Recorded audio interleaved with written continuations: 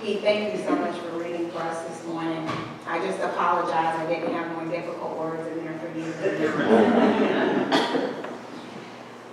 I invite you all now to just sit for a while and reflect and listen as I preach from the message titled, "The Lord Bless You and Keep You." The Lord bless you and keep you. God's people are a people of blessing. When we enter a place and when we leave a place. Enter in love, leave in love. This was the title of the very last article I wrote for the church newsletter before I resigned from my first ministry position as assistant minister at Severna Park United Methodist Church in 2008. I was 30 years old. I answered God's call to ordain ministry in 2001 and got married in 2003 and graduated from seminary in 2005 and gave birth to my daughter in October of the same year. I was tired. But I didn't know I was tired, so I did what I knew to do. I kept moving. By the time I completed my season of ministry at Severna Park, it was on the heels of the congregation dealing with serious clergy ethics issues and congregational chaos among leadership and the church staff and congregation being unsure of who they were or what God wanted them to do in ministry. And little did the congregation know their uncertainty mirrored mine.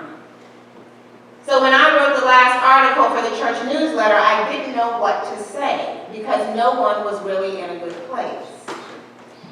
Sitting at the desk in my pastor's study, I looked out the window and asked God, "What do you want me to say?" I don't know what to say. And after a few minutes, words from a lesson my parents taught me dropped in my spirit. Enter in love, lead in love. Or as my parents would say, don't burn any bridges on your way out of a place. As God's people, when we enter a place and leave a place, we must do so in love because we are a people of blessing. Blessed to be a blessing. And this blessing doesn't belong to us. It belongs to God for all people. Today's scripture is a familiar one. The words of this scripture have been said by pastors to congregations at the end of Protestant worship services for centuries. This blessing, known as the Aaronic blessing or the priestly blessing, has also been part of the Jewish religion and culture for centuries. The priestly blessing, or in Hebrew, the Birkat Kohanim, was said by priests over the people in the temple in the morning after sacrifice. Many synagogues today use this blessing as a benediction to end their services. When priests give the blessing, there is a specific way in which they're to give it, usually with their shoes off and their hands raised with their fingers positioned in a particular way to make room for the presence of God. The people are not allowed to look at the priest, so they are only focused on the blessing that's being given. The detail about this blessing is that it is not given because of any special act that people have done. It is an act of grace coming from God. The priest is only the vessel or the conduit for God's gracious will. In other words, the blessing is not about the priest or the people. The blessing comes from God alone. God's words to Moses in verse 23 tell us this. God says to Moses, "Speak to Aaron and his sons, saying, 'Thus you shall bless the Israelites. You shall say to them.'" Every line of the priestly blessing begins with the Lord. "The Lord make his face shine upon you. The Lord lift up his countenance upon you. The Lord bless you and keep you." And because of what God has done for us in Jesus' great sacrifice for us, we are now the priesthood of all believers, or little priests, called by God to bless others because the Spirit of God lives in our temples or our bodies. 1 Peter chapter 2, verses 9 and 10 tell us this. It says this, "But you are a chosen race, a royal priesthood, a holy nation, God's own people, in order that you may proclaim the mighty acts of God who called you out of darkness into his marvelous light. Once you were not a people, but now you are God's people. Once you had not received mercy, but now you have received mercy. God's blessing is all about God, not our performance or anything we do for God. If we don't get this, we begin to think and live like we need to work to get God's blessing.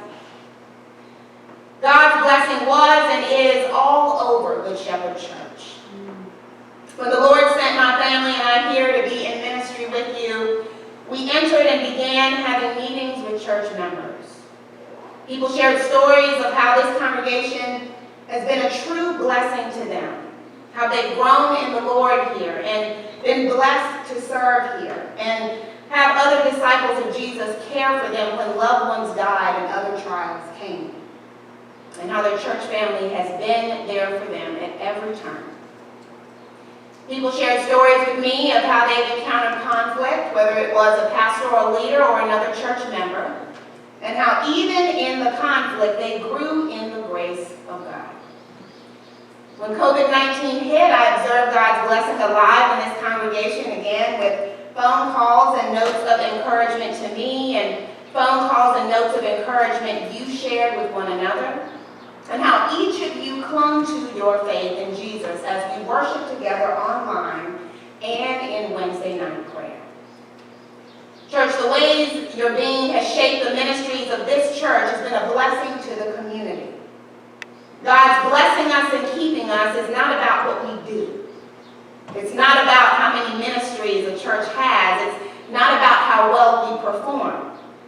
God's blessing us and keeping us is not about how good or great we are or how gifted we are, not even about how much we can give. God's blessing us and keeping us is always about who God is, gracious, faithful, and full of love. And since we are little priests, redeemed by Jesus, we have been called to be a blessing to others simply because they exist as God's beloved creation. God's words to Moses and the people of Israel are so full of grace, and it was during a time when Moses and the people were traveling through the wilderness. The book of Numbers in Hebrew means in the wilderness. Yes, in the middle of uncertainty and foreign territory, God commands Moses to bless the people anyway. And this practice and ethic are different from our world, in which we believe that people should be blessed only when they've done something well or only when circumstances are going well. God reminds Moses in this command to bless the people that he is a God of blessing and grace. And this blessing and grace is not conditional. This blessing and grace is meant to bless and keep the people because they have God's name on them. They belong to God, and because they belong to God, divine blessing and grace will follow them all the days of their lives, through the wilderness, and through sin, and through sickness, and through enemies advancing toward them, and through difficulties and trial, and through disobedience and mistakes, through making amends and reconciling with others, through suffering, and through death to new life. God's blessing is the same. The Lord bless you and keep you. The Lord make his face shine upon you and be gracious to you. The Lord lift up his countenance upon you and give you peace. Always have a blessing on your lips as God's people. No matter whether you're entering or leaving a place, no matter whether you're saying hello or goodbye. Blessing is God's business because God authored it.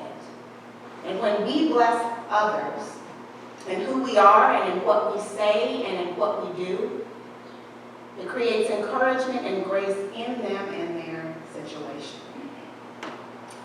I have been blessed immensely in my life.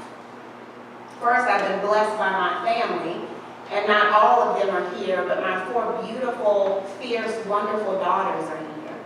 And they have been such a blessing in my life. I've been blessed to have 2 prophetic, strong, funny partners in ministry who've been a blessing to me, Pastor Nicole and Pastor Tiffany at Lifegate. We've been sources of prayer and humor and places to vent for one another in life and ministry since my arrival at both churches. And when the pandemic hit, it was no different. One day I was feeling discouraged and unsure of my call, and I was also concerned about the mental and spiritual and emotional well-being of my daughters as the pandemic started.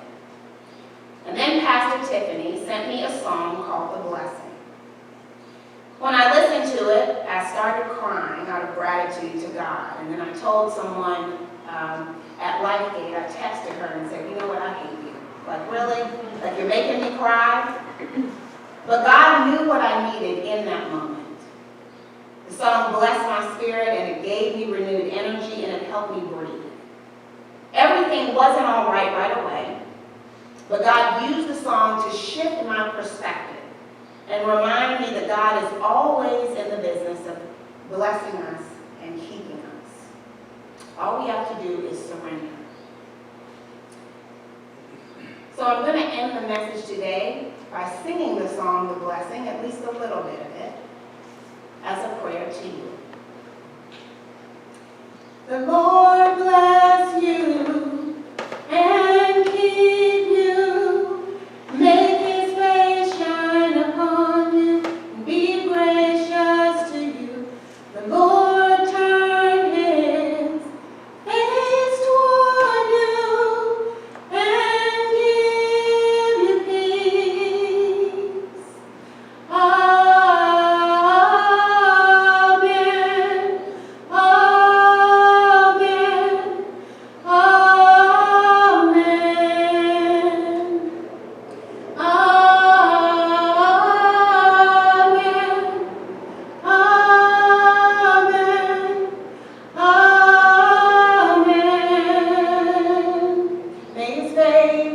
Be upon you and 1,000 generations and your family.